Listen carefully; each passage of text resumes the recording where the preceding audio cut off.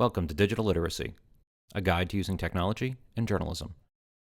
This presentation is brought to you by the Henry W. Grady College of Journalism and Mass Communication at the University of Georgia.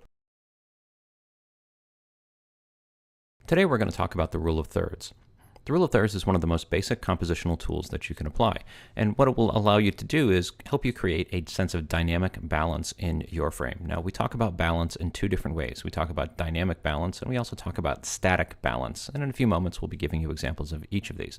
Now, the rule of thirds works for both still and video compositions, and believe it or not, it can also be applied to design projects if you're doing any of those. Essentially, what you're going to do is divide your frame into 3 rows and 3 columns, kind of like this. And what you're going to be looking at is the intersection points of those lines, which are highlighted in blue here. If you place the main subject at the intersections of those lines, where those little blue circles are, you will have what we call dynamic balance. And over time, as scientists have studied composition, they have found that these are the most pleasing places for viewers to look for a center of interest. So let's take a look at this. This is a simple portrait that was done of one of our students a couple of years ago, and she's placed slightly off-center, and if we overlay the grid here, you will find that her eye falls exactly on one of those intersecting points there. Now, in a portrait, it's fairly simple to be able to control your environment like this. Now let's take a look at a different situation. So here are a couple of kids playing out on a playground just south of Athens in Madison, Georgia, and you can see once again when we overlay that grid, that child in the upper right-hand corner in the yellow shirt falls right on that intersecting line again. Now what that does is that gives us a center of interest. It gives us a focal point, someplace for the eye to rest. Now it also works on vertical compositions like this image from the U.S. Olympic trials several years ago. And it's not a precise art. So as we place the grid on top of this image here, you'll see that his face is a little bit to the right of that, but that intersection does hit sort of in the center of the upper part of his body there.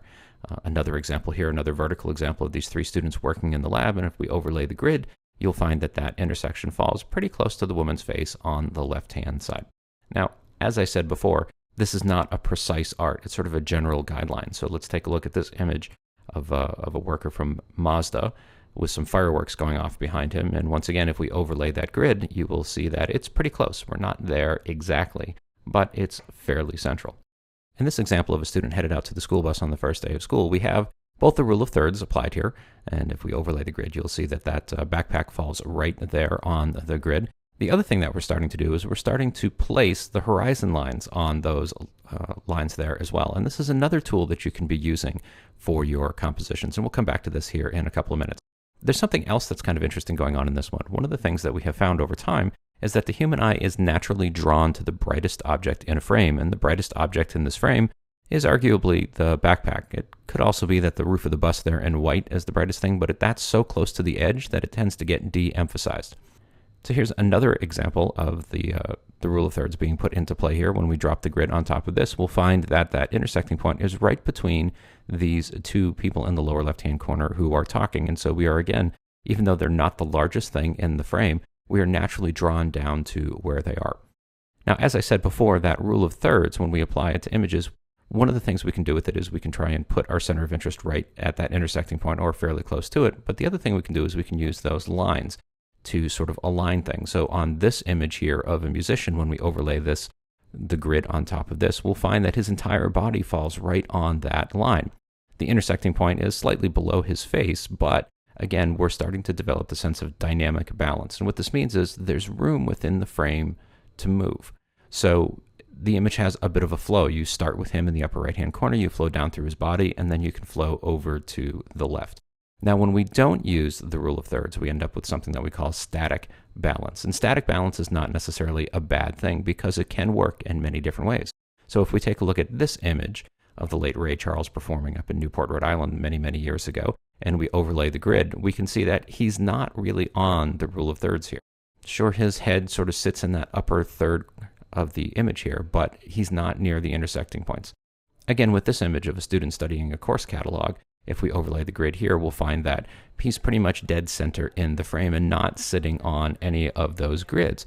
What this again is doing is this is creating something that we call static balance, and it's a very stable sort of an environment here. It's very easy to look at. When we take a look at this image here of a teenager getting ready in the morning before she has combed out her hair, and we overlay the grid on it, once again we can see that not really intersecting with those lines. Her eyes are fairly close to that lower third grid there, which is beneficial for this, but we're not using those intersecting points. As I mentioned before, one of those things that we can do with the rule of thirds is we can use the overall lines as alignments, sort of like we did in that musician image a couple of frames back. But on this frame here, where we're looking at the Coast Guard replacing light bulbs and buoys in Boston Harbor, if we overlay the grid, we'll find that the action points there's sort of two of them. There's one in the upper right-hand corner of them on top of the buoy, and then there's the boat that's sort of arcing through here.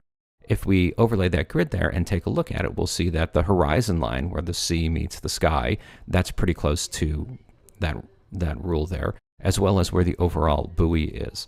Now, as I said, this also works in video. So in this video clip, we have placed the subject in the upper right-hand corner, and if we overlay that grid, we'll find that it's pretty close to falling on his eyes there. And the same thing with this clip here of this woman playing cards, where once again, when we overlay that grid, pretty close to her eye there. So again, the rule of thirds is one of the basic tools that you can use for composition. It works for both stills and videos and design projects as well.